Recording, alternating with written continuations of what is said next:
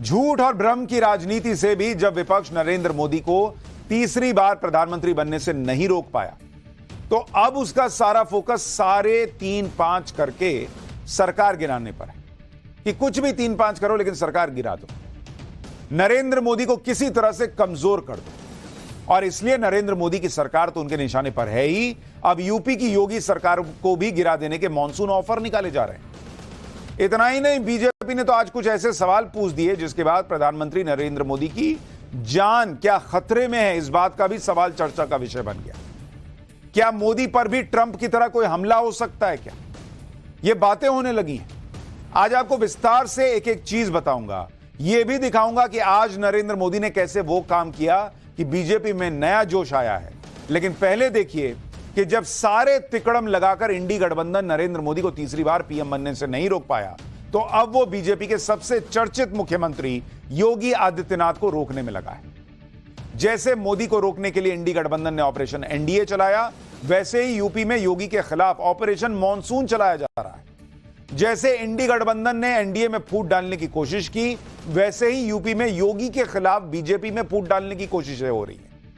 जैसे इंडी गठबंधन ने मोदी को रोकने के लिए नीतीश और नायडू को भर भर कर ऑफर दिए, वैसे ही अब इंडी गठबंधन योगी के खिलाफ मॉनसून ऑफर लेकर आया है। दरअसल इंडी गठबंधन जून से यह माहौल बना रहा है कि नरेंद्र मोदी की सरकार तो अब गिरी कि तब गिरी। लालू यादव कह चुके हैं कि अगस्त में नरेंद्र मोदी की सरकार नहीं बचेगी, लेकिन जब इंडी गठबंधन को मोदी की सरकार गिराने के कोई आसार नहीं दिख रहे, तो अब वो यूपी में हाथ पैर मारने लगे ताकि ये कह सके कि अगस्त में उन्होंने कोई तो क्रांति कर ही दी। आप ये देखिए कि कैसे इंडी गठबंधन योगी आदित्यनाथ के पीछे हाथ पैर धोकर पड़ गया। जब इंडी गठबंधन को यह समझ आ गया कि भाई नरेंद्र मोदी का योगी आदित्यनाथ पर भरोसा कायम है और उनकी कुर्सी को कोई खतरा नहीं है। भाई अभी कल तक तो यही कह रहे थे कि मोदी योगी को हटाने वाले हैं, मोदी योगी को हटाने वाले हैं, यही नैरेटिव चल रहा था। जब समझ में आ गया कि मोदी तो योगी को हटाने वाले नहीं है, जो बात हम पाठशाला में कब से कह रहे हैं, तो फिर इंडी गठबंधन अब योगी आदित्यनाथ के खिलाफ नया पैंतरा लेकर आया।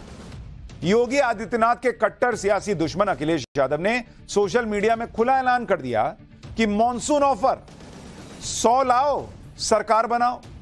यानी अखिलेश यादव ने इशारों में कह दिया कि बीजेपी में योगी आदित्यनाथ से नाराज जो कथित गुट है वो बीजेपी से अलग हो जाए और समाजवादी पार्टी के समर्थन से सरकार बना ले। यानी अखिलेश यादव खुल्लम खुल्ला डंके की चोट पर योगी की सरकार को तोड़ने के लिए सियासी ऑफर बांट रहे हैं, खुले में दे रहे हैं बॉस, और उसे मॉनसून ऑफर का नाम दे रहे हैं।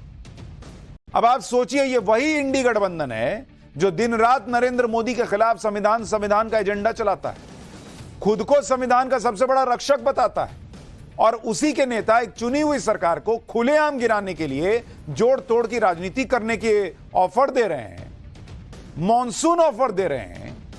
और फिर ये लोग कहते हैं कि मोदी राज में संविधान खतरे में।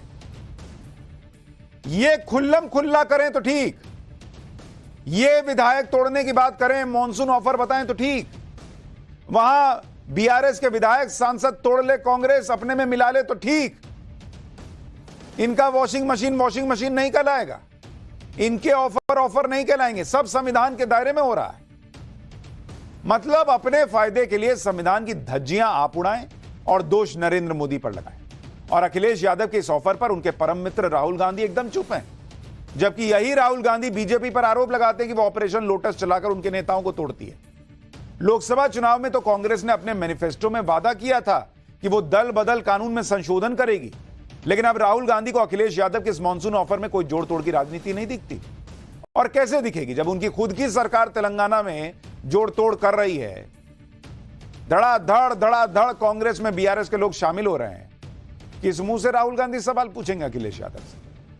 अखिलेश यादव ने अपने सोशल मीडिया पोस्ट में किसी का नाम तो नहीं लिखा, लेकिन यह माना जा रहा है कि अखिलेश यादव का यह ऑफर सीधे सीधे यूपी के डिप्टी सीएम केशव प्रसाद मौर्य के लिए, जिसे लेकर इंडी गठबंधन यही दावा कर रहा है कि केशव प्रसाद मौर्य योगी आदित्यनाथ से नाराज चल रहे हैं। केशव प्रसाद मौर्य यूपी में बीजेपी के बड़े ओबीसी चेहरा है।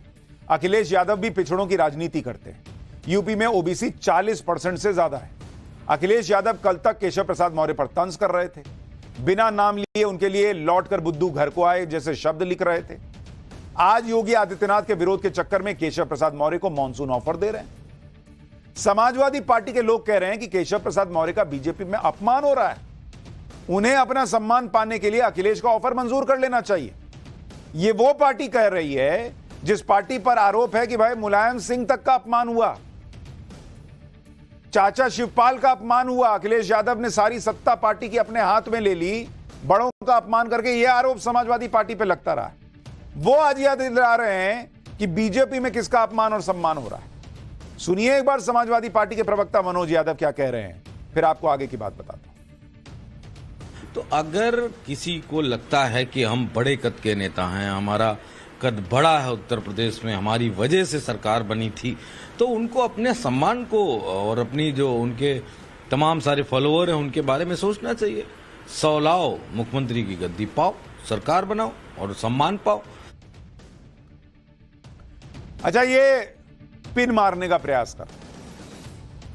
2 दिन पहले तक ये लोग कह रहे थे कि योगी तो जाने वाले हैं, अब दूसरे को मनाकर दूसरे को अपनी तरफ खींच के योगी को सत्ता से हटाने का प्रयास कर रहे हैं। यूपी में कांग्रेस के तो सिर्फ 2 विधायक हैं, वो न तो सरकार बना सकती है न गिरा सकती है, लेकिन इस बहती गंगा में कांग्रेस भी हाथ धोने में घुस गई। कांग्रेस के प्रदेश अध्यक्ष अजय राय कह रहे हैं कि यूपी में अब कुछ संभलने वाला नहीं है, बीजेपी की लड़ाई और बढ़ेगी। अजय राय को सुनिए, फिर आपको बताऊंगा कि क्या वाकई 100 विधायक और जोड़कर अखिलेश यादव सरकार बना लेंगे। सिराथू वाला दर्द और बढ़ गया है। जो सिराथू हारे, उनको हरवाने के बाद वो और चीजें सामने खुलकर आ गई। उस पर राष्ट्रीय नेतृत्व ने ध्यान नहीं दिया। वो रास्ता इनको मुख्यमंत्री बनाए नहीं, मुख्यमंत्री बनना चाहते थे। अब वो पूरा का पूरा कैंसर का रूप ले लिया और विवाद बढ़ता जा रहा है और अब तो संभलने वाला नहीं है, कुछ भी कर लें। तो मैं समझता हूं कि अब जो चीजें चल रही हैं वो दिन प्रतिदिन बढ़ती जा रही हैं। जिन केशव प्रसाद मौर्य के नाम पर इंडी गठबंधन माहौल बना रहा है, वो केशव प्रसाद मौर्य तो एकदम रिलैक्स दिख रहे हैं। यह केशव प्रसाद मौर्य की तब की तस्वीर है जब वो दिल्ली में बीजेपी अध्यक्ष जेपी नड्डा से मिलकर लखनऊ लौटे। एयरपोर्ट पर केशव प्रसाद मौर्य एकदम तनाव मुक्त दिखे, उनके चेहरे पर हंसी थी। उन्हें देखकर तो ऐसा नहीं लगा कि वो बहुत नाराज हैं और आला कमान से कोई फटकार लगी है या बीजेपी में उनका कोई अपमान हुआ है। केशव प्रसाद मौर्य की बॉडी लैंग्वेज बता रही थी कि इंडी गठबंधन बिना बात के माहौल बना रहा है। और जो अखिलेश यादव केशव प्रसाद मौर्य को ऑफर दे रहे हैं, उन्हें तो कल ही केशव प्रसाद मौर्य ने कह दिया था कि यूपी में उनकी वापसी नहीं होगी, यानी अखिलेश यादव की वापसी नहीं होगी। अखिलेश यादव तो अपनी पोस्ट में किसी का नाम नहीं ले रहे, लेकिन केशव प्रसाद मौर्य ने तो बाकायदा नाम लेकर कहा था कि सपा बहादुर श्री अखिलेश यादव जी, बीजेपी की देश और प्रदेश दोनों जगह मजबूत संगठन और सरकार है। सपा का पीडीए धोखा है, यूपी में सपा के गुंडाराज की वापसी असंभव है। बीजेपी 2027 विधानसभा चुनाव में 2017 दोहराएगी। ये तो केशव प्रसाद मौर्य ने ट्वीट किया था कि अखिलेश यादव ने ऑफर तो दे दिया कि 100 लाओ, सरकार बनाओ, लेकिन इस ऑफर में उन्हीं का मजाक बन गया, क्योंकि 100 विधायक तोड़ना हंसी मजाक नहीं है। 100 विधायक है बॉस, कोई 10-20 विधायक नहीं है कि कर लिया आपने, इधर कर लिया मां। लेकिन यहां 100 विधायकों की बात कर रहे हैं, उन्हें तोड़कर ले आने की बातें हो रही हैं। यह कोई सामान्य समझ वाला व्यक्ति भी बता देगा कि यह नॉन सीरियस बात है। फिर भी जहां तक आंकड़ों की बात है तो यह भी देख लेते हैं कि अखिलेश यादव के मॉनसून ऑफर में कितना दम है और यूपी विधानसभा का इस वक्त का गणित क्या कहता है। यूपी विधानसभा में कुल 403 सीटें, जिनमें 10 सीट खाली है, इसलिए बहुमत के लिए आंकड़ा 197 का है। यूपी विधानसभा में बीजेपी के पास अकेले खुद के 251 विधायक हैं। 13 सीटें अनुप्रिया पटेल की अपना दल की हैं, 8 सीटें जयंत चौधरी के आरएलडी की हैं।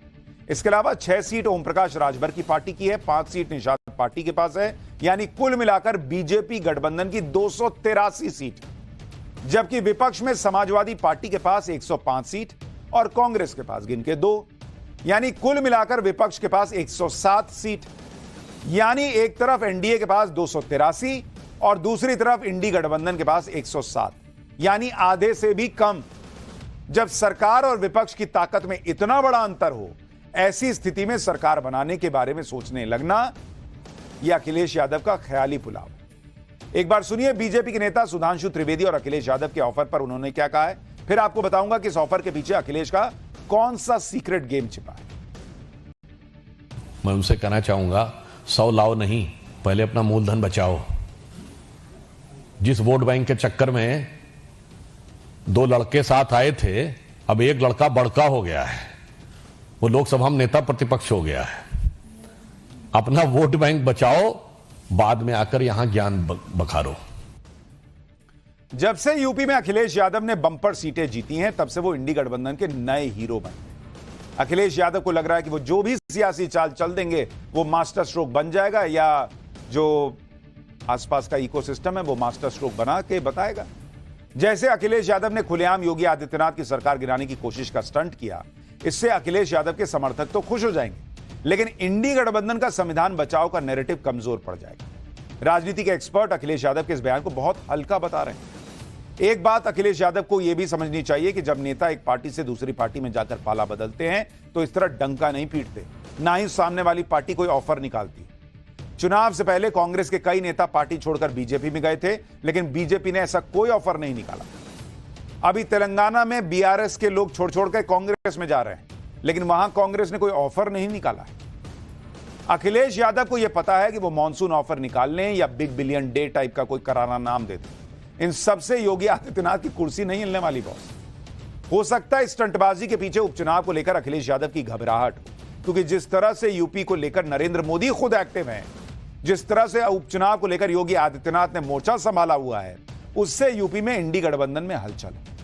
उपचुनाव के लिए योगी आदित्यनाथ को फ्री हैंड मिला हुआ है, वो अपनी टीम चुन रहे हैं और 10 की 10 सीटें जीतने का टारगेट लेकर चल रहे हैं। इन सबसे अखिलेश यादव और इंडी गठबंधन के कैंप में खलबली मचना तय है, और शायद इसलिए अब ऐसी खबरें आ रही हैं कि यूपी का उपचुनाव भी कांग्रेस और समाजवादी पार्टी मिलकर लड़ेगी। सूत्रों के हवाले से खबर यह आ रही है कि समाजवादी पार्टी 7 सीट पर और कांग्रेस 3 सीट पर उपचुनाव लड़ेगी। हालांकि उपचुनाव की 10 में से एक भी सीट कांग्रेस के पास नहीं है, लेकिन यहां 7-3 का खेला होगा, ऐसा सूत्र दावा कर रहे हैं।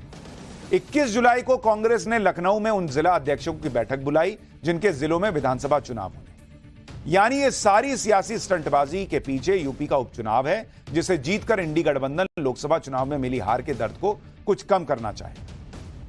लोकसभा चुनाव में तो इंडी गठबंधन नरेंद्र मोदी को सियासी लड़ाई में नहीं हरा पाया, लेकिन क्या नरेंद्र मोदी के खिलाफ इस लड़ाई को कई नेता अब इतना पर्सनल ले जा चुके हैं कि जाने अनजाने नरेंद्र मोदी की जान को खतरे में डाल रहे हैं? क्या नरेंद्र मोदी पर ट्रंप जैसे हमले की स्क्रिप्ट लिखी जा रही है? यह पूरी खबर आपको बताने वाला हूं। उससे पहले नरेंद्र मोदी की अभी अभी जो ताजा तस्वीरें आई हैं वो आपको दिखा देता हूं। नरेंद्र मोदी आज बीजेपी दफ्तर में कार्यकर्ताओं से मिले हैं। वैसे तो प्रधानमंत्री मोदी बीजेपी कार्यकर्ताओं से मिलते रहते हैं, लेकिन यह बैठक बहुत खास है, क्योंकि यह मुलाकात ऐसे वक्त में हो रही है जब लोकसभा चुनाव को लेकर समीक्षा में यह बातें निकल कर आई हैं कि कई राज्यों में बीजेपी कार्यकर्ता निराश था, वो वोटर को बूथ तक नहीं लेकर आया, वो चुनाव में सक्रिय नहीं हुआ। और हमने आपको कल ही बताया था कि लोकसभा चुनाव को लेकर मिल रहे फीडबैक के आधार पर नरेंद्र मोदी अब खुद एक्टिव हो गए, खुद सारी रिपोर्ट ले रहे, खुद यूपी अध्यक्ष से उन्होंने मुलाकात की थी घंटे भर। कल अमित शाह से उनकी 2 घंटे मुलाकात चली, और आज कार्यकर्ताओं से मिलकर नरेंद्र मोदी ने बीजेपी में नया जोश भरने की कोशिश की। नरेंद्र मोदी ने मैसेज दिया कि जो जो कमी उन्हें दिख रही है उससे वो ठीक करने में लगे हैं, कार्यकर्ताओं को निराश होने की कोई जरूरत नहीं। अच्छा, पहले एक दौर था कि नरेंद्र मोदी जो है वो लगातार, कहा जाता था कि रात में कार्यकर्ताओं से, नेताओं से बैठ के फोन पे बात करते थे, फीडबैक लेते थे। फिर काम की व्यस्तता वगैरह वगैरह की वजह से ये थोड़ा कम हुआ, लेकिन अब शायद वो चीजें दोबारा से होने वाली। नरेंद्र मोदी को कार्यकर्ताओं के प्रति अपना लगाव जो वो दिखा रहे हैं, लेकिन उनके खिलाफ विपक्ष नफरत की ऐसी राजनीति कर रहा है जिससे पीएम मोदी की जान को भी खतरा हो सकता है। इसलिए यह सवाल उठ रहे हैं कि क्या नरेंद्र मोदी के खिलाफ भी विपक्ष के नेता अपने समर्थकों को इस हद तक भड़का रहे हैं कि वो नरेंद्र मोदी पर ऐसा हमला करने की सोचें या कोशिश करें जैसा अमेरिका में डोनाल्ड ट्रंप पे हुआ। यह सवाल उठ रहा है। डोनाल्ड ट्रंप पर हमले के पीछे की एक वजह यह बताई जा रही है कि वहां की राजनीति बहुत कट्टर हो गई और चुनाव में जीत हार को अब जिंदगी और मौत का सवाल बना दिया गया। और ऐसी कट्टरता भारत की राजनीति में भी नरेंद्र मोदी के खिलाफ दिखती रही है, क्योंकि अक्सर यही होता आया है कि चुनाव में नेता जितना भी एक दूसरे को बुरा भला कहें, लेकिन एक दूसरे के खिलाफ हिंसा को नहीं भड़काया गया, ना ही हिंसा को जस्टिफाई किया गया। और चुनाव जीतने के बाद हारने वाले नेता जीतने वाले को कम से कम बधाई तो दे ही देते थे, एक मैसेज तो कर ही देते थे। लेकिन अब यह परंपरा भी टूट गई। नरेंद्र मोदी के खिलाफ सियासी लड़ाई को इंडी गठबंधन इतना पर्सनल ले चुका है कि नरेंद्र मोदी को प्रधानमंत्री बनने पर इंडी के बड़े नेताओं ने बधाई तक नहीं दी थी। भाई, ममता बनर्जी के लिए यह दावा किया गया कि जब नरेंद्र मोदी शपथ ले रहे थे वो अपने घर में अंधेरा करके बैठ गई थी। मतलब आप सोचिए कि किसी नेता से इस लेवल की नफरत क्यों। और यह फिर सवाल उठता है कि यह नफरत कहां जाकर रुकेगी। इसलिए नरेंद्र मोदी को लेकर यह डर पैदा होने लगा है लोगों के अंदर कि कहीं इस सियासी लड़ाई में उनकी जान को खतरा ना हो। आज बीजेपी ने प्रेस कॉन्फ्रेंस कर खुलकर कहा कि विपक्ष नरेंद्र मोदी के खिलाफ लोगों को उकसा रहा है, उनके खिलाफ मौत और हिंसा जैसे शब्दों का इस्तेमाल हो रहा है और यह बहुत खतरनाक है। सुनिए बीजेपी नेता सुधांशु त्रिवेदी ने आज क्या कहा है, फिर राहुल गांधी के वो बयान सुनाऊंगा जिसमें वो लोगों को नरेंद्र मोदी को लेकर क्या कह रहे थे। आप सुनेंगे तो खुद ही सब याद आ जाएगा। एक दुखद परंतु चिंताजनक बात यह है कि प्रधानमंत्री श्री नरेंद्र मोदी जी के विरुद्ध इस प्रकार के शब्दों का प्रयोग, और मैं साफ शब्दों में कहूंगा हिंसा के लिए उकसाने वाली भाषा निरंतर प्रयोग की जा रही है। अभी आपको ध्यान हो, कांग्रेस के नेता प्रतिपक्ष राहुल गांधी जी ने चुनाव प्रचार के दौरान पिछले वर्ष कई बार अपमानजनक शैली में मोदी जी के लिए मारना, डंडे मारना इत्यादि शब्दों का प्रयोग किया। यहां तक उन्होंने बोला कि अगर काफिले पे कुछ फेंका गया तो कुछ और फेंका जा सकता है, यानी फेंका जाना डर के समाप्त होने का प्रतीक है। इसका मतलब कि किसी भी नेता के काफिले के ऊपर कुछ भी होना चाहिए। जब तक अमेरिका के पूर्व राष्ट्रपति डोनाल्ड ट्रंप पर जानलेवा हमला नहीं हुआ था, तब तक कोई सोच भी नहीं सकता था कि किसी रैली में उन पर ऐसा हमला हो सकता है। भाई लोगों को यह लगता था कि ठीक है, पॉलिटिक्स है, बोल रहे हैं एक दूसरे को, क्या है। इसीलिए अगर बीजेपी किसी पहले ही किसी तरह के डर को जता रही है तो यह विपक्ष को गंभीरता से लेना चाहिए। इंतजार नहीं करना चाहिए कि किसी के ऊपर कोई हमला हो जाए तब बात हो कि भाई अरे अरे वो तो गजब बोल दिए थे हम लोग, इसलिए वो तो नहीं हुआ। और बात सिर्फ बीजेपी की नहीं है। इस खतरे को देख समझने वाले और काफी अनुभवी यूपी के पूर्व डीजीपी विक्रम सिंह ने भी माना कि हिंदुस्तान में बड़े बड़े नेता अपने बयानों से हिंसा को बढ़ावा देने वाला माहौल तैयार कर रहे हैं। विक्रम सिंह ने साफ कहा कि ऐसे सभी हिंसक बयानों के टारगेट पर एक ही शख्स है और वो है देश के प्रधानमंत्री मोदी। उन्होंने दावा किया कि एक के बाद एक लगातार ऐसे हिंसक बयान दिए गए हैं जिनका मकसद सिर्फ पीएम मोदी को नुकसान पहुंचाना ही रहा है। उन्होंने साफ कहा कि हिंसक बयानों से मोदी के खिलाफ अपने समर्थकों को उकसाने का खेल खेला जा रहा है। राहुल गांधी के उन बयानों का भी उन्होंने जिक्र किया जिसमें वो नरेंद्र मोदी के खिलाफ हिंसा को उकसा रहे हैं। विक्रम सिंह ने कहा कि यह दुखद है कि जो पार्टी इस तरह की हिंसा में अपने दो प्रधानमंत्री खो चुकी है, वो प्रधानमंत्री नरेंद्र मोदी के खिलाफ हिंसक बयानों को बढ़ावा दे रही। कांग्रेस ने इन घटनाओं से सबक नहीं लिया, उल्टे चुनाव में नरेंद्र मोदी के खिलाफ हिंसा भड़काने वाले बयान दिए। यह यूपी के पूर्व डीजीपी कह रहे हैं। नरेंद्र मोदी के खिलाफ मौत और हिंसा जैसे शब्दों की शुरुआत तो सबसे पहले सोनिया गांधी ने की, जब उन्होंने गुजरात का सीएम रहते हुए नरेंद्र मोदी को मौत का सौदागर कह दिया था, जब नरेंद्र मोदी गुजरात के सीएम। अब उनके बेटे राहुल गांधी हैं जो नरेंद्र मोदी के खिलाफ हिंसा को उकसाने वाले बयान दे रहे हैं। राहुल गांधी ने जून महीने में ही यह दावा किया था कि वाराणसी में नरेंद्र मोदी के काफिले पर चप्पल फेंकी गई थी और राहुल गांधी ने नरेंद्र मोदी पर इस तरह के हमले को यह कहकर एक तरह से जस्टिफाई किया था कि नरेंद्र मोदी के खिलाफ लोगों का डर खत्म हो गया। राहुल गांधी का वो बयान सुनिए, फिर आपको बताऊंगा कि राहुल गांधी और कितनी बड़ी बात नरेंद्र मोदी को लेकर कह चुके हैं, डंडा मारने के लिए कैसे उकसा चुके हैं। ये आपने देखा, पता नहीं देखा या नहीं, वाराणसी में वो चप्पल मार दी किसी ने। अब आप इमेजिन कीजिए, चुनाव से पहले अगर कोई मारना भी जाता था डरता, तो वो जो डर था वो गायब हो गया, खत्म हो गया। नरेंद्र मोदी का जो कॉन्सेप्ट था उसको ऑपोजिशन ने डिमोलिश कर दिया, खत्म कर दिया है। उसको आप 56 इंच की छाती कहें, उसको आप डर कहें, उसको आप मतलब जो बिग नरेंद्र मोदी जी की जो इमेज थी उसको फाड़ दिया हमने। सुन रहे हैं आप, ये लीडर ऑफ ऑपोजिशन है। प्रधानमंत्री के काफिले पर चप्पल फेंकी गई और वो उसका क्रेडिट ले रहे हैं एक तरीके से घुमा के कि भाई ये जो लोगों में डर था नरेंद्र मोदी को लेकर वो विपक्ष ने खत्म कर दिया। ये कोई बहुत अच्छी बात हुई है क्या कि जो चप्पल फेंका गया है? फिर तो कल को कोई हमला करने वाला होगा, उसके मन में भी आएगा कि ओ डर तो अब खत्म हो गया, अब कुछ भी किया जा सकता है। यही बात बीजेपी कह रही। इसी तरह राहुल गांधी ने साल 2020 में नरेंद्र मोदी के खिलाफ हिंसा को भड़काने के लिए भड़काया था और यह कहा था कि नरेंद्र मोदी घर से निकले तो देश के युवा उन पर हमला करें। आपको वो बयान याद दिलाता हूं। ये जो नरेंद्र मोदी अभी भाषण दे रहा है, मैं आपको बता रहा हूं 6 महीने बाद, 7-8 महीने बाद ये घर से नहीं निकल पाएगा। हिंदुस्तान के युवा इसको ऐसा डंडा मारेंगे, इसको समझा देंगे कि हिंदुस्तान के युवा को रोजगार देने के बिना ये देश आगे नहीं बढ़ सकता है। राहुल गांधी क्या सोचते हैं, क्या बोलते हैं, ये तो वही जानते हैं। लेकिन डोनाल्ड ट्रंप पर हमले के बाद, क्योंकि वहां डोनाल्ड ट्रंप, जो बाइडेन, इन लोगों के बीच ऐसी ही तीखी बातें होती थी और फिर नतीजा क्या हुआ वो अब दुनिया देख रही। इसलिए अब लोग कह रहे हैं कि बॉस राहुल गांधी तो बोलने के लिए बोल जाते हैं, क्या सोच समझ के बोलते हैं वही जानते हैं, लेकिन कहीं इसका बुरा परिणाम इस देश को ना भुगतना पड़े। कुछ दिन पहले संसद में राष्ट्रपति के अभिभाषण पर जवाब देते हुए भी राहुल गांधी ने खूब हिंसा बोला था। आपको साल जनवरी 2022 की तस्वीर दिखाता हूं, जब पंजाब के फिरोजपुर में प्रधानमंत्री नरेंद्र मोदी का काफिला 20 मिनट तक एक फ्लाईओवर पर फंस गया था। उस वक्त प्रधानमंत्री की सुरक्षा में लगी एसपीजी के हाथ पांव फूल गए थे, क्योंकि फ्लाईओवर पर सामान्य ट्रैफिक भी था, आगे लोगों की भीड़ थी। उस वक्त पंजाब में कांग्रेस की सरकार थी और उसने पीएम मोदी की सुरक्षा में चूक पर गलती मानने के बजाय एसपीजी पर आरोप लगा दिया था कि उसने बिना बताए रूट चेंज कर दिया। तब के पंजाब के कांग्रेसी सीएम चरणजीत सिंह चन्नी ने तो पीएम की सुरक्षा के साथ समझौते की बात को ही नकार दिया था। हालांकि इस मामले में बाद में फिरोजपुर के एसपी समेत कई अधिकारियों पर गाज गिरी थी।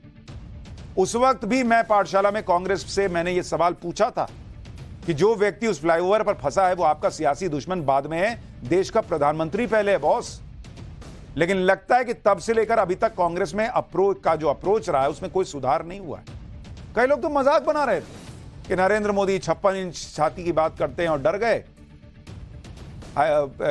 फ्लाईओवर पर फंस गए। तो यह भी एक फैक्ट है कि कांग्रेस ने आज की डेट में ऐसे ऐसे सांसद बना रखे हैं जो एक समय पर नरेंद्र मोदी को बोटी बोटी काटने की धमकी दे चुके हैं। ऐसे एक सांसद है इमरान मसूद, जिन्हें इस लोकसभा चुनाव में कांग्रेस ने यूपी के सहारनपुर से टिकट दिया और इमरान मसूद कांग्रेस के टिकट पर चुनाव जीतकर सांसद भी बने। इतना ही नहीं, कांग्रेस के कई नेता नरेंद्र मोदी के खिलाफ हिंसक बयान दे चुके। जून 2022 में कांग्रेस नेता सुबोधकांत सहाय ने कहा था कि मोदी हिटलर की मौत मरेगा। अप्रैल 2024 में कांग्रेस नेता चरणदास महंत ने कहा था कि हमें मोदी का सिर फोड़ने वाला आदमी चाहिए। फरवरी 2023 में कांग्रेस के विरोध प्रदर्शन में मोदी तेरी कब्र खुदेगी जैसे नारे लगाए गए थे। अप्रैल 2024 में कांग्रेस नेता कवासी लखमा ने कहा कि कवासी लखमा जीतेगा, मोदी मरेगा। मार्च 2024 कांग्रेस नेता जीएस मंजुनाथ ने उन्होंने कहा कि अगर मुझे वो यानी पीएम मोदी मिल गया तो पैर में जो रहेगा उसी से मारूंगा।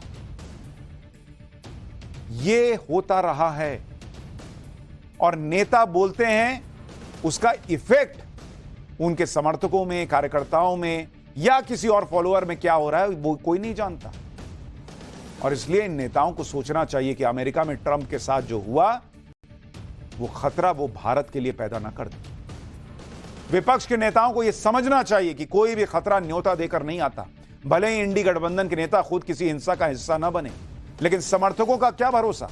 अपने नेता के किसी भड़काऊ बयान पर अगर कोई समर्थक उकसावे में आकर नरेंद्र मोदी पर भी वैसे ही हमला करने की कोशिश करे जैसा डोनाल्ड ट्रंप पर हुआ, तो आप सोचिए स्थिति कितनी खतरनाक हो जाएगी।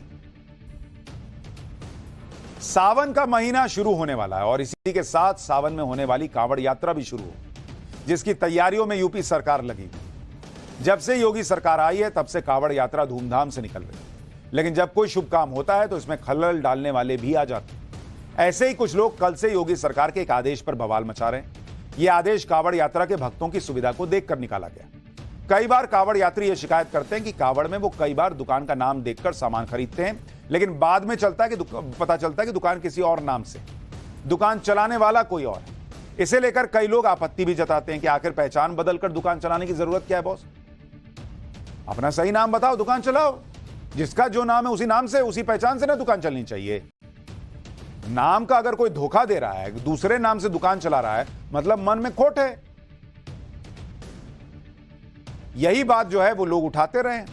जब इस कंफ्यूजन को दूर करने के लिए योगी सरकार ने एक आदेश जारी किया कि किसी को दुकान चलाने के लिए अपनी पहचान और नाम छुपाने की जरूरत नहीं है, तो इस आदेश पर ओवैसी जैसे लोग हंगामा मचाने लगे। कहने लगे कि मुसलमानों को टारगेट किया जा रहा है। ओवैसी से लेकर अखिलेश और कांग्रेस ने सरकार के इस फैसले के विरोध में खड़े होने का फैसला कर लिया और इस फैसले को मुसलमानों से जोड़ दिया। कहीं भी मुसलमानों का जिक्र भर आ जाए तो सबसे पहले ओवैसी के पेट में दर्द होता है। असदुद्दीन ओवैसी ने यूपी सरकार के इस फैसले पर बाकायदा प्रेस कॉन्फ्रेंस कर दी और सीएम योगी को हिटलर तक बता दिया। ओवैसी ने कहा कि योगी के अंदर हिटलर की आत्मा समा गई है। एक बार सुनिए ओवैसी को, फिर बताऊंगा कि योगी सरकार ने यह फैसला किया क्यों। ये जो ऑर्डर है उत्तर प्रदेश की योगी आदित्यनाथ सरकार का, ऐसा दिख रहा है कि हिटलर की रूह उनमें समा चुकी है। ये क्रिस्टल नॉट मूवमेंट लग रहा है। हिटलर भी एक जूडन बॉयकॉट करते थे, इस तरह का बॉयकॉट हो रहा है उत्तर प्रदेश की सरकार की तरफ से। भाई आप होते कौन है ये करने वाले? क्या एक यात्रा का इतना उनको आप इंपॉर्टेंस देंगे और दूसरों की लाइवलीहुड को बर्बाद कर देंगे आप? योगी सरकार ने नाम और पहचान बताने का आदेश जारी किया है, तो इसलिए क्योंकि ऐसी चीजें हो रही, यानी नाम हिंदू वाला और मालिक मुसलमान। और ये हम हवा में नहीं कह रहे हैं, ऐसे कई ढाबे और होटल चल रहे हैं। आपको उदाहरण से दिखाता हूं। ये ढाबा देखिए जो अमरोहा रोड पर है, इसका नाम है शिवा गोल्डन ढाबा। ढाबे पर जो बोर्ड है उस पर हिंदू प्रतीक बने हैं। ढाबे के नाम से किसी को भी यही लगेगा कि यह शुद्ध शाकाहारी ढाबा है, जिसे कोई हिंदू चला रहा होगा, लेकिन ऐसा नहीं है। शिवा गोल्डन ढाबे के मालिक का नाम फरमान है और वो 14-15 साल से यह ढाबा चला रहा है। सुनिए ढाबे के मालिक फरमान को, फिर इस ढाबे की एक और सच्चाई बताऊंगा। हम आपका फरमान नाम है। फरमान भाई कहाँ पर रहते हैं? स्वादपुर डोर। अच्छा, क्या करते हैं आप यहाँ पर? होटल है अपना। ये आप ही का होटल है? किस नाम से होटल है ये? शिवा गोल्डन ढाबा। अच्छा, कितने दिन हो गए होटल को? होटल को हो गया 14-15 साल हो गए। शिवा गोल्डन ढाबे के मालिक ने खुद बताया कि उसका नाम फरमान है और वो पिछले 14-15 साल से यह ढाबा चला रहा है। जब हमारी टीम इस ढाबे पर पहुंची तो गजब गजब की चीजें देखने को मिली। ढाबे का नाम ही शिवा ढाबा नहीं है, बल्कि ढाबे के अंदर हिंदू देवी देवताओं की तस्वीरें भी लगी हुई हैं। बाकायदा यह फील देने की कोशिश है कि हिंदुओं का ही ढाबा और यहां पर शुद्ध शाकाहारी खाना मिलता है। जब इस ढाबे पर काम करने वालों से हमारी टीम ने बात की तो सच्चाई कुछ और ही निकली। कर्मचारी ने बताया कि ढाबे का मालिक फहीम है। रिपोर्ट देखिए, फिर आपको ऐसे ही एक और होटल के बारे में बताऊंगा। अमरोहा में भी ऐसे कई सारे ढाबे हैं जो इस तरीके से चल रहे हैं। नाम उनका शिव है, विष्णु है, लेकिन अंदर काम करने वाले मालिक कुछ और लोग हैं। ये शिवा ढाबा है। यहाँ देखिए, एक बार हम कोशिश करेंगे बात करने की। ये देखिए, शिवा गोल्डन ढाबा है और शुद्ध शाकाहारी भोजन है।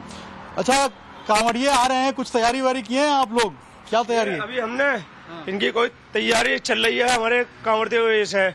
अब इसका रोड का पता नहीं है कि उल्ला बंद हो क्या पल्ला बंद हो, किस वजह से हमारी तैयारी चल रही है रोड के लिए कि कांवड़ती अब के देखते हैं क्या उल्ली तरफ चलते हैं क्या पल्ली तरफ चलते हैं। जैसे कांवड़ती चलेंगे तो हमें उसी तरीके से करवाना पड़ेगा, इधर से रोड का देखना पड़ेगा।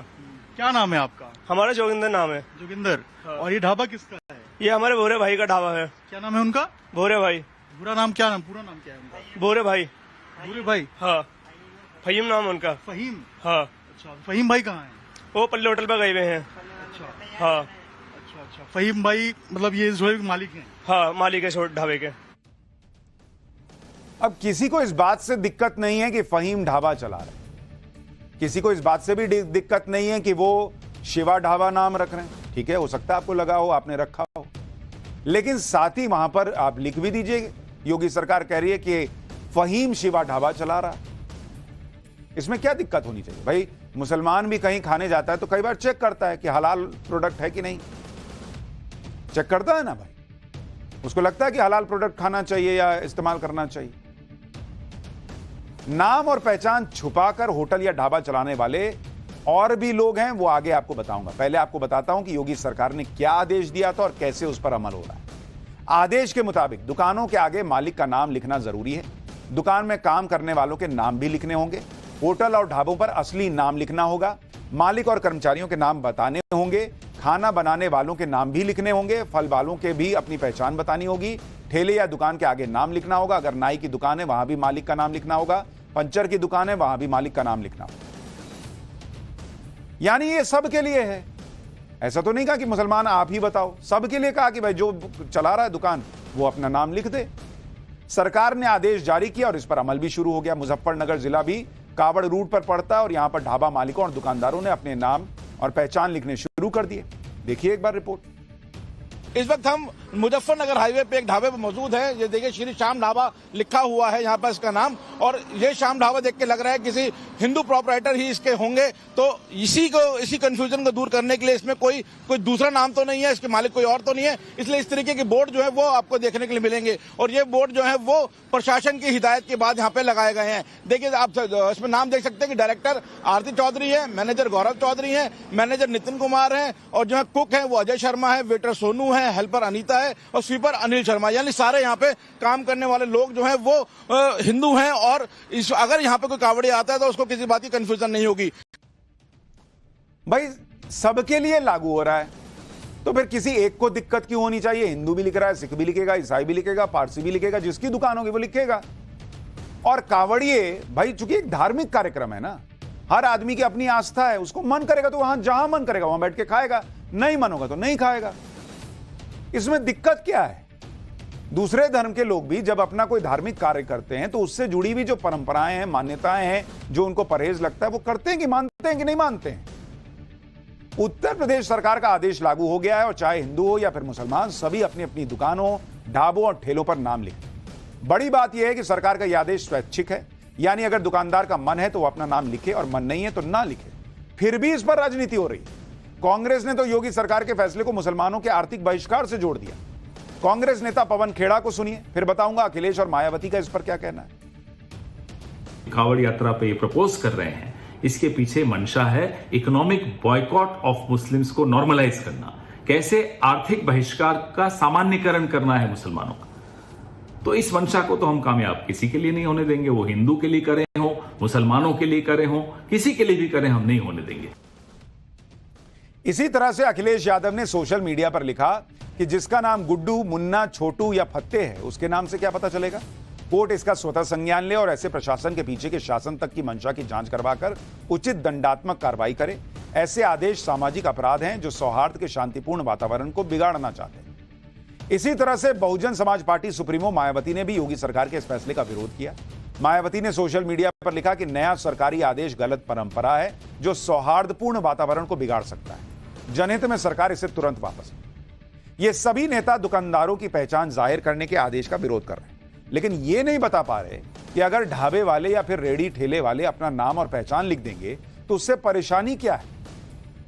यूपी सरकार के पूर्व मंत्री और बीजेपी नेता मोहसिन रजा का कहना है कि किसी को भी अपनी पहचान छुपाने की जरूरत क्या है। सुनिए मोहसिन रजा को, फिर बताऊंगा कि नाम छुपाने के पीछे का खेल चल क्यों रहा। अपनी आइडेंटिटी कोई भी इंसान ना छुपाए। मैं मोहसिन रजा हूं, अगर मैं दरवाजे पर महेश लिखवा दूं तो कैसे चलेगा? भाई यहां तो आप मेरे घर आए हैं ना, तो मोहसिन रजा साहब के ही तो घर आए हैं ना। तो इस तरह से अगर आप अपनी आइडेंटिटी क्यों छुपा रहे हैं? ये देश हमारा जो है सबको मान्यता देता है ना। यहां तो भेदभाव सरकार कर नहीं रही, तो हम क्यों भेदभाव करें या कोई और भेदभाव करे क्यों? इसलिए इस तरह की चीजों की जरूरत पड़ी है, क्योंकि लोग इस तरह की चीज करते हैं। सरकार के आदेश के बाद ढाबों के मालिकों ने अपने ढाबे और कर्मचारियों की पूरी जानकारी देना शुरू भी कर दिया। ढाबों के बाहर बाकायदा बोर्ड लगाकर पूरी जानकारी दी जा रही है। इसी तरह से फल वाले और रेहड़ी वाले भी अपने बारे में जानकारी दे रहे हैं। अब तस्वीर मुजफ्फरनगर की देखिए, जहां फल वाला अपने ठेले पर अपना नाम लिखकर फल बेच रहा है। साफ लिखा है आरिफ फल वाला। इसी तरह से तस्वीर देखिए, एक और फल वाला का जो ठेला है शावेज, उस पर नाम लिखा हुआ है और वो फल बेच रहा है। बिरयानी की दुकान पर बड़ा सा बोर्ड लग गया है जिसमें दुकान और मालिक का नाम लिखा हुआ है, यानी कहीं कोई कंफ्यूजन ही नहीं है। ये फल वाले और रेहड़ी वाले भी सरकार के आदेश के बारे में जानते हैं और खुद कह रहे हैं कि नाम लिखने में क्या परेशानी हो सकती है। मतलब जिसको लिखना है उसको दिक्कत नहीं है, नेताओं को ज्यादा दिक्कत हो रही है। रिपोर्ट देखिए एक बार कि किन किन जिलों में सरकार के फैसले का असर होगा। मुजफ्फरनगर में न सिर्फ शहर के बाहर बल्कि शहर के अंदर भी उस सरकारी आदेश का पालन होता हुआ नजर आ रहा है, जिसमें बोला गया है कि रेडी वाले, ढाबे वाले अपने नाम लिखेंगे। जैसे हम यहाँ एक फलों की रेडी पे हैं तो उसमें बाकायदा लिखा गया है ऊपर मोबिन फल वाले। ये अभी 2-1 दिन हुए हमने पालन किया इस बात का, काफी 2-3 दिन वगैरह में हमने नाम अधिकारी आए, उन्होंने कहा नाम वगैरह दस्तक करे। यहाँ सबने तख्ती लगा ली नाम की।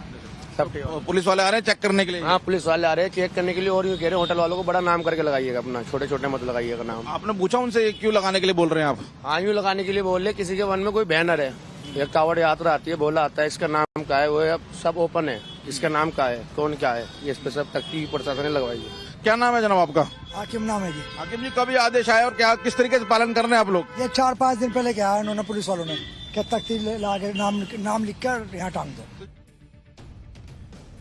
लेकिन ऐसे भी ढाबे जिनके नाम से कुछ पता ही नहीं चलता, जैसे ये ढाबा देखिए जो अमरोहा रोड पर है, इसका नाम है हाईवे ढाबा।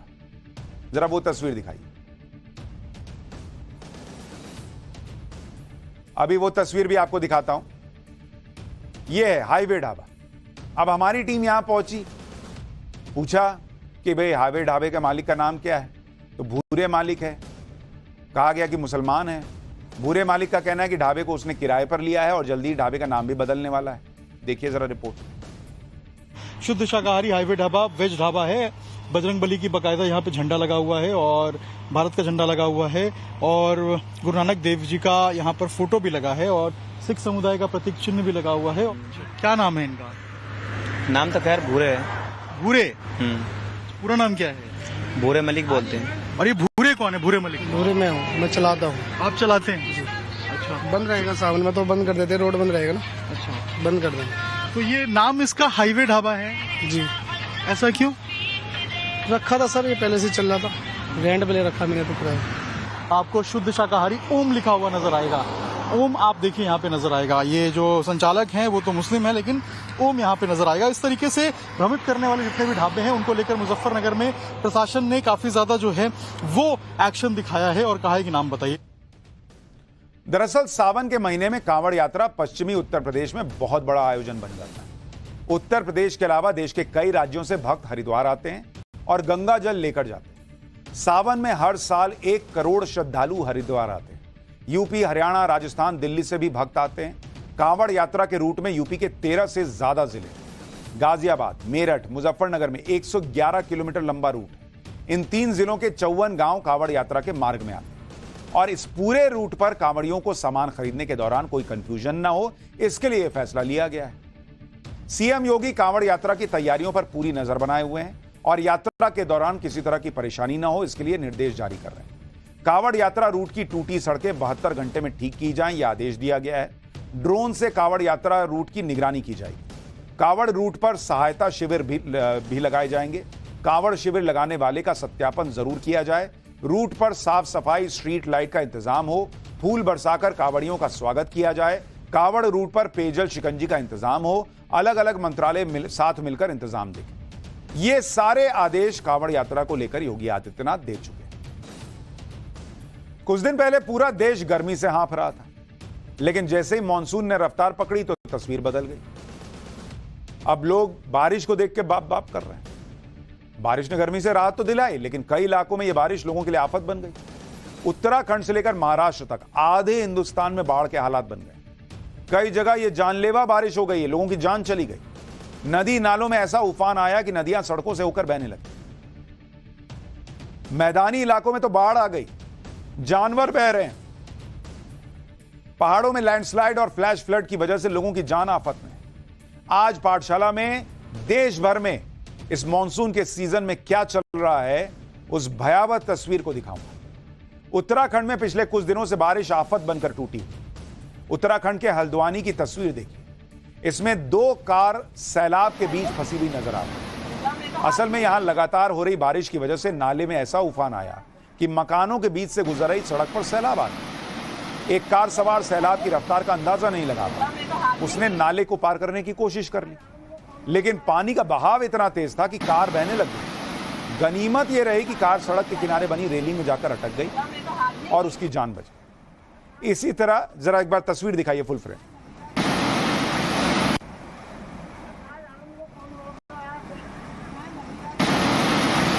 ये तस्वीर आप देखिए, ऐसा लग रहा है कि गाड़ी जो है वो नदी में पार्क कर दी गई, लेकिन सच्चाई ये है कि बारिश इतनी तेज हो रही है कि नदी शहरों में बह रही है, ऐसा लग रहा है सड़कों पर बह रही है। ऐसा नदी नालों में उफान आ चुका है, तो भारी बारिश से उत्तराखंड में जगह जगह पहाड़ भी टूटने लगे। अब जरा ये तस्वीर उत्तराखंड के चंपावत की देखिए, जहां लैंडस्लाइड हुई है और लैंडस्लाइड के साथ आया मलबा सड़क के एक बड़े हिस्से को अपने साथ बहाकर ले गया। ये तस्वीर देखिए, सड़क बह गई भाई, पूरी सड़क बह गई। ये हालत हो रखी है। उत्तराखंड में लगातार हो रही बारिश की मार यूपी के सहारनपुर पर भी पड़ी। सहारनपुर की तस्वीर देखिए, जहां शाकंभरी सिद्धपीठ मंदिर के पास अचानक शिवालिक की पहाड़ियों से तेज बहाव वाला पानी रास्ते पर आया, जिसकी वजह से मंदिर में दर्शन करने पहुंचे कई श्रद्धालु पानी की धार में फंस गए। हालांकि बाढ़ के खतरे को देखते हुए वहां पहले से मुस्तैद टीम ने लोगों को पानी की दूसरी तरफ पहुंचने में मदद की। इस दौरान कई लोग एक दूसरे का हाथ पकड़कर आगे बढ़ते हुए। लगातार हो रही बारिश की मार से इंसान ही नहीं, जानवर भी बेहाल हो गए। जरा जानवरों का हाल दिखाता हूं। ये तस्वीर अयोध्या के गुप्तार घाट की, जहां बारिश की वजह से उफान पर आई सरयू नदी में 2 गायें बह गई। हालांकि उनका बाद में रेस्क्यू किया गया। बताया जा रहा है कि दोनों गाय काफी दूर से नदी के तेज बहाव के साथ बहती चली आ रही थी और जब गुप्तार घाट के पास तैनात जल पुलिस की टीम की नजर इन पर पड़ी तो उन्होंने नाविकों की मदद से दोनों गायों को बचाया। पुलिस प्रशासन लगातार लोगों से उफनती नदियों के पास न जाने की अपील कर रहा है, लेकिन कुछ ऐसे भी महानुभाव हैं जो रील बनाने के चक्कर में जान जोखिम में डालने से बाज नहीं आ रहे। यह तस्वीर यूपी के हरदोई की है, जहां बारिश की वजह से नदी में पानी और उसकी रफ्तार इतनी बढ़ चुकी है कि सड़क का बड़ा हिस्सा पानी में बह चुका है। लेकिन ये भाई साहब को देख लीजिए, ये नीचे देख रहे हैं पानी किस रफ्तार में बह रहा है, सड़क नहीं बची है। उस सैलाब को एक शख्स रील बनाने के चक्कर में एक पाइप के ऊपर बैठकर पार करता नजर आ रहा है। मौजूद लोग उसे रोकने की कोशिश कर रहे हैं, लेकिन बावजूद इसके वो रुका नहीं, क्योंकि उसको रील बनाना है। एक तो रील ने भाई जीवन नरक कर दिया है कई बार। सड़क बह गई, नीचे देखिए क्या रफ्तार है। भाई जो है वो पाइप से आ रहा है, किसी से कोई वीडियो बना रहा है सामने। हरदोई में तो इस शख्स ने किसी तरह नदी पार कर दी, लेकिन उफान मारती नदी से खिलवाड़ करना मतलब अपनी जान आफत में डालना। मध्य प्रदेश के हरदा की तस्वीर देखिए। यहां बारिश की वजह से कोलार नदी का पानी सड़क से होकर बहने लगा। ज्यादातर लोग तो सड़क से होकर बह रही नदी के दोनों तरफ खड़े नजर आए, लेकिन कुछ लोगों ने बाइक साथ में लेकर नदी को पार करने की कोशिश की। उनको लगा मेरा क्या ही बिगाड़ लेगी, लेकिन उनकी बाइक पानी के तेज बहाव के साथ बहने लगी, जिसके बाद वहां मौजूद लोगों ने मिलकर किसी तरह बाइक को बहने से बचाया। इसी तरह की लापरवाही की एक और तस्वीर दिखाती छत्तीसगढ़ के बीजापुर की यह तस्वीर, जहां पिछले कुछ दिनों से हो रही बारिश की वजह से चेरपाल नदी अपने किनारों को पार कर नेशनल हाईवे के ऊपर से होकर बहने लगी। लेकिन नदी का पानी बढ़ने के बावजूद इलाके के विधायक ट्रैक्टर चलाते हुए अपने साथियों के साथ पानी में उतर गए। जब विधायक जी जान जोखिम में डालने की उनसे वजह पूछी गई तो उन्होंने कहा कि जिला पंचायत अध्यक्ष के भाई के अंतिम संस्कार में जाना बहुत जरूरी था, इसलिए उफनती नदी को पार किया।